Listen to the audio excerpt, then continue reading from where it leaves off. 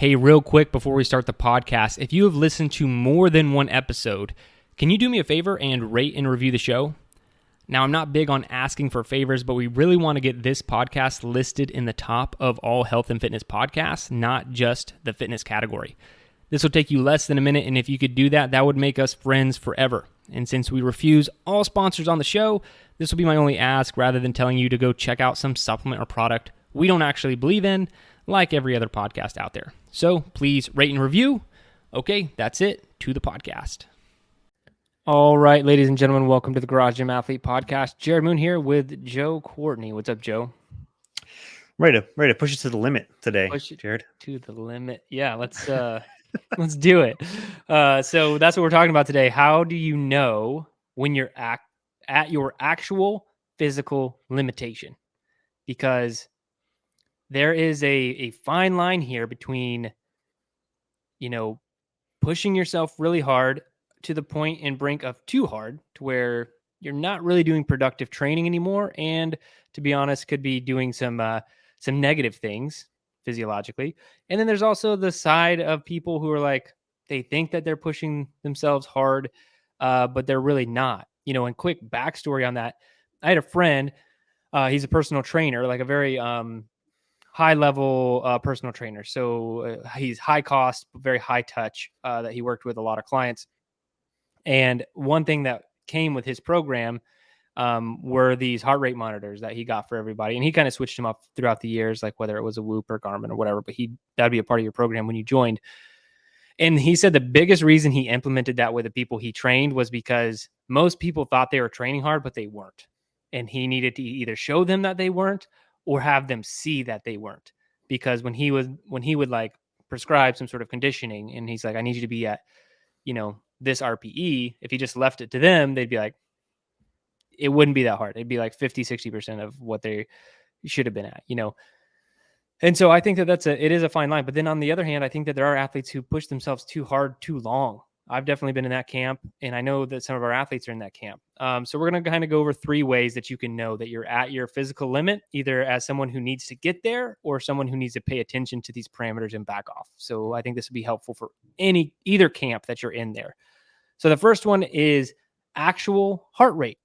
Like, we're big fans of tracking heart rate in a workout for a lot of reasons. We prescribe a lot of zone 2 work. So we need you to know what your zone 2 is, and you need to be able to track those things and like stay in a certain zone. We also might do zone 4 or zone 5, like hit these specific zones. And we are trying to gauge your heart rate.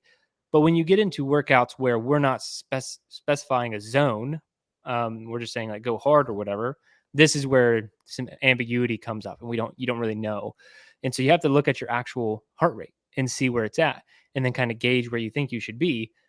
And then kind of decide. So going over like the zones real quick. So we operate off of a 5 zones in the heart rate. Zone 1 is basically, it's not necessarily at rest, but like very like your warm up. Zone 1. Zone 2 is moderate cardiac activity. Like, we like to say running or jogging where you can breathe through your nose only, or that you're able to hold a comfortable conversation.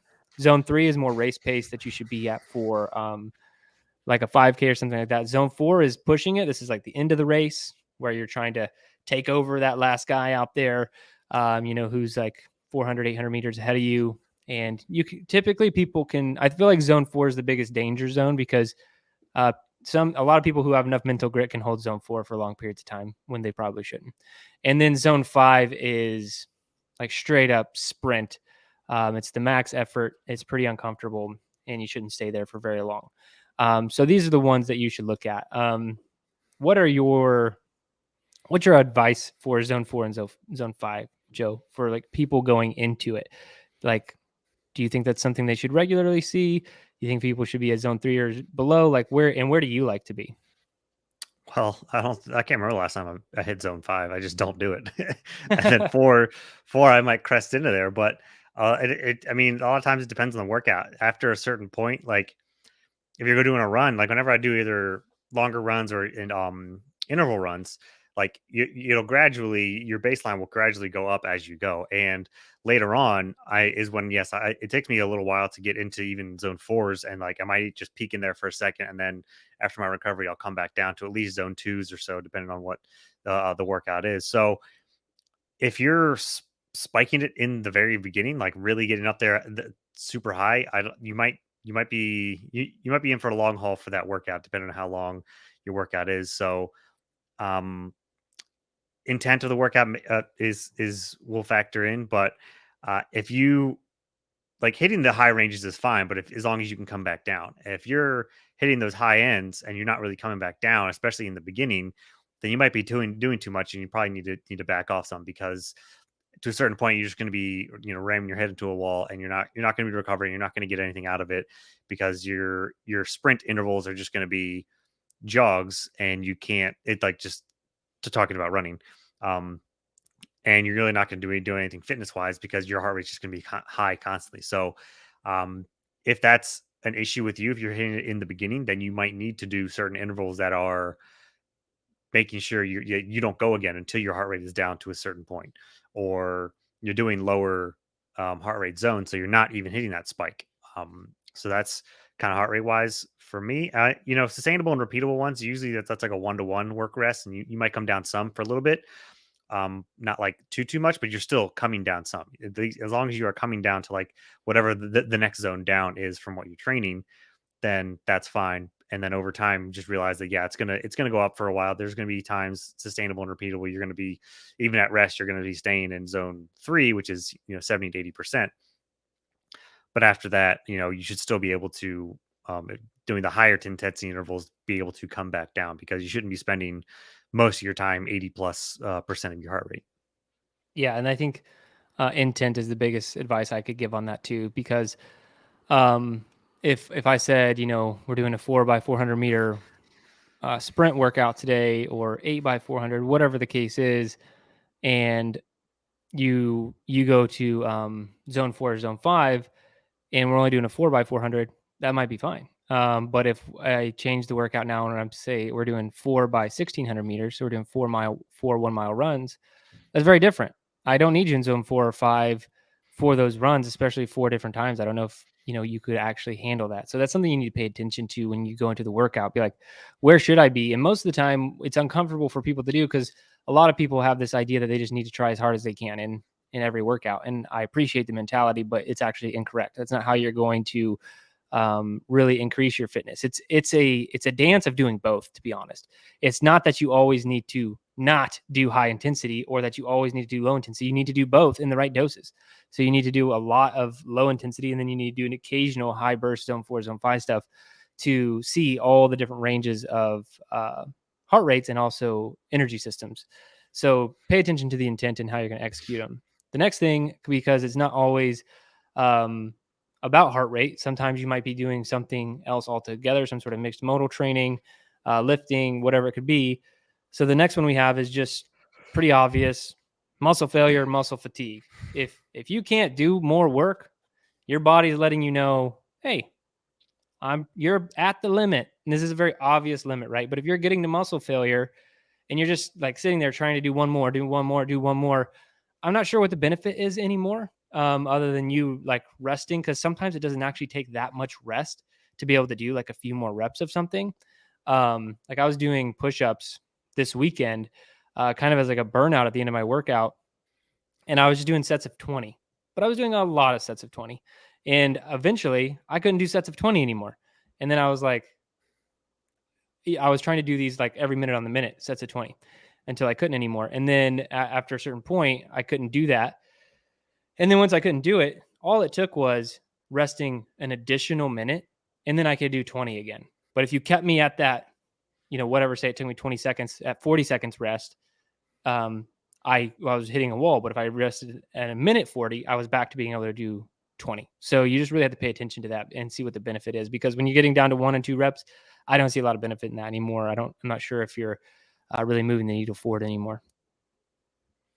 Yeah, and starting off earlier on your sets, depending on what it is, again, if you're going too hot out the gate in the beginning, you're doing, whether it's too much weight, or not breaking enough in the beginning, then muscle failure is really hard to bounce back from. Like with body weight stuff, it can be a little bit easier because there's not as much load, but still, after you hit a certain point with muscle fatigue, you're just kind of toast after a while. So knowing the signs earlier for especially with muscle fatigue, because um, this is why we talk about we've done a lot of studies on submax efforts, and knowing that that couple of reps in reserve. So you're doing sets, instead of taking your sets to failure, take your sets to a couple of reps before failure, because then once you reach failure, it's going to take you that much longer to recover, and then you're not going to be able to either complete the workout or complete whatever, get as much volume as you might. So the reps in reserve, knowing that, hey, if I keep pushing, I 2 or 3 I might have left, but if not, I'll just stop now, rest, and then I'll do another full set. Is probably my thinking for avoiding muscle fatigue completely and trying to get as much as you can. But then after a certain point, if even after the rest, even after breaking those down, there's only so much you can scale down, and then it's fine. Because if you're that fatigued and you just really, even the amount of rest, even if you've hit that point, then you're probably done a sufficient workout for you for that day. Yeah, and if there's ever anything where it's like, and we program stuff like this, so you could see it. If it's like, do as many reps of pull-ups as you can in 5 minutes, 7 minutes, 10 minutes, something like that. And this is going back to body weight, but you don't, to Joe's point, you don't want to start with a max rep set. You don't want to be like, okay, I'm gonna do as many pull-ups as I possibly can my first set, because again, like Joe was saying, once true muscle failure happens, it's very hard to recover from.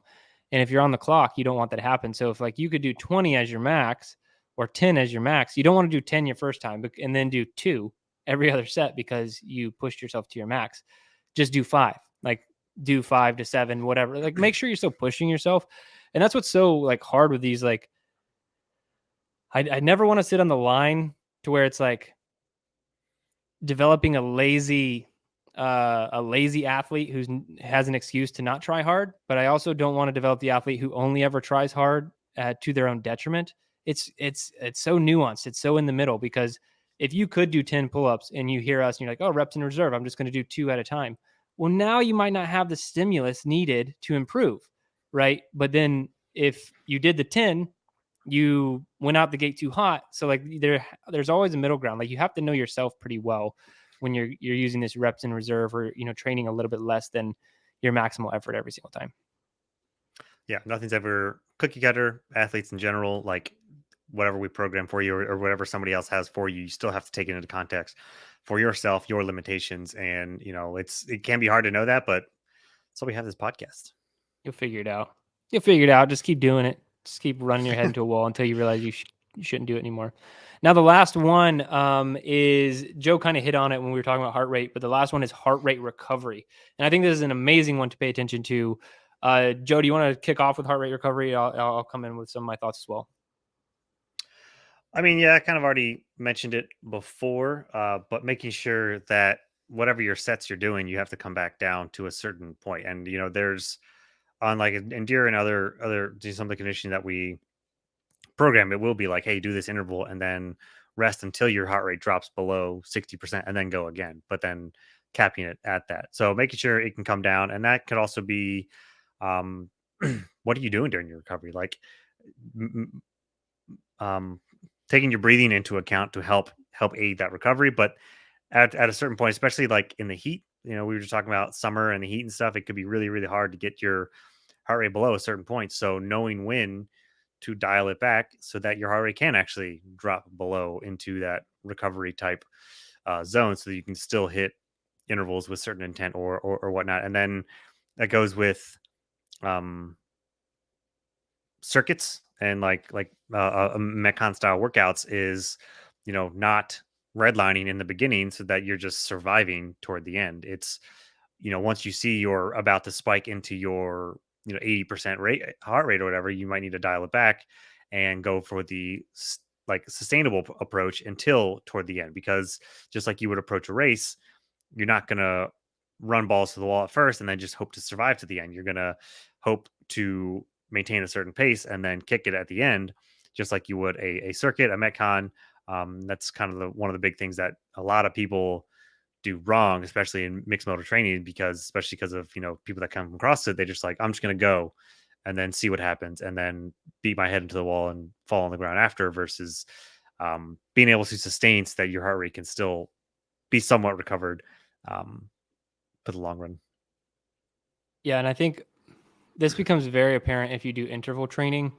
And I think in energy system training and interval training, heart rate recovery is where you should pay attention to things the most, because when I was testing our human program, the NDOC program that we have, like there is we train all three energy systems every single week in that program.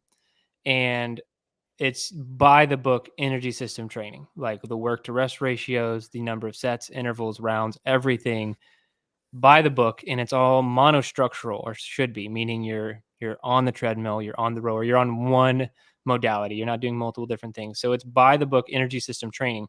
And I remember when I was testing some of those workouts, um, I was paying attention a lot to heart rate recovery, because there's like glycolytic, for example. So glycolytic is the hardest energy system to train. It's where you might be going all out for 90 seconds to 2 minutes. It's the ones that typically want to make you throw up. They're very difficult. And what I noticed in that, when the work to rest ratios are correct, you have a lot of time to rest in between glycolytic intervals. So you might do a minute and a half hard, but then you also might get to rest for 5 minutes after that. There are significant rest periods because you want to be fully recovered. But what I noticed was each week would compound, so more rounds would go on. So the later weeks, I would have 5 minutes of rest, 6 minutes of rest, 7 minutes of rest, something like that, in between these really hard bouts. But after I had done, like, let's say 6 or 7 of these, in those 5 to 7 minutes, my heart rate was not recovering back down to baseline or anywhere close. Like I would get into zone 4 or zone 5 in these glycolytic bouts. And then I would come back down to zone 2 towards the beginning. But then towards the end of these intervals, I would like be in lower zone 4 and then upper zone 3. And then I'd get stuck in zone 3 and then immediately go back in zone 4. I'm no longer recovering from those. Like that, I'm not really at a recovery point anymore when I'm like going from zone 5 to lower zone 4 and flirting with zone 3. Like my body at that point is telling me, hey, I think we're done. Like I'm no longer able to recover between these bouts. It just so happens that would typically happen to right about the time the workout was ending anyway. But it just means I had maximized that training session. There was no way I could have done it better because I was at the upper end for that. And so that's something that you need to pay attention to. If your heart rate is not recovering between intervals, like it will at first, but once it stops recovering, your benefit from the training is probably starting to decrease because you're not actually able to test these things anymore unless you were to implement longer rest times. So definitely pay attention to heart rate recovery. I think it's an amazing tool and metric to gauge and personalize your own training. Yeah, I started using that, really paying attention to when I do like 400-meter repeats or 800, something like more intense, kind of one to one, not necessarily sustainable and repeatable, but 400-meter repeats especially. I know that about last time, a couple times I did it, at about the seventh or eighth one is when I really hit a wall and I wasn't really recovering, and my legs just, I mean, they were going to feel heavy no matter what, but that was when I really, like, my pace, my recovery kind of stunted, so that the intervals after that, I kind of dialed it back to more of a not lower intensity, but I know I wasn't going to push it on those because I wasn't recovering anyway. So just kind of finishing out a couple of rounds. But now I know, going into it, like, okay, at about 7 or 8, I'm probably going to hit this. So maybe, if you keep doing that, you might be able to get a farther the next couple of times, 8 or 9. But yeah. Yeah, and that's going to be different for every athlete. Some people that could be 4. That's fine. For Joe, it's 8 or 9. For an Olympic gold medalist who runs 400s, it might be 40. So it all depends. That's why you do need to, like. That's why I say it's a great way to personalize these things, because you can know exactly where your recovery is changing. And like another option you have in those, like if you're like, okay, I can no longer run 400 at the pace I want. It depends on what your goal of the training was, but you could reduce the distance. You could, okay, I'm not recovering anymore. I'm going to run 100s and then walk 300 to recover and then run 100s. Depends if you're trying to maximize it or if you're like, nah, I'm good for the day. That guy's enough training. So just things to think about. when you're implementing these things into your own training. But that's it for this one, guys. How you can know you're pushing your limits. And I do think that you should push your limits. I know we talk about zone 2 training a lot and building that aerobic base. But I don't want anyone to ever think that that means we're anti going hard. Like, I do think that you need to train all 3 energy systems. That means going hard and wanting to puke occasionally. But it should be the rarest of occasions and not the most frequent everyday occasion. So that's what you need to keep in mind. But that's it for this one, guys. Thanks for watching or listening. Thanks for listening to the Garage Gym Athlete podcast. If you want to learn more, go to garagegymathlete.com. You can learn about our training. Let us send you a copy of our book, The Garage Gym Athlete, or you can even get featured on the Garage Gym Athlete podcast. Thanks for listening.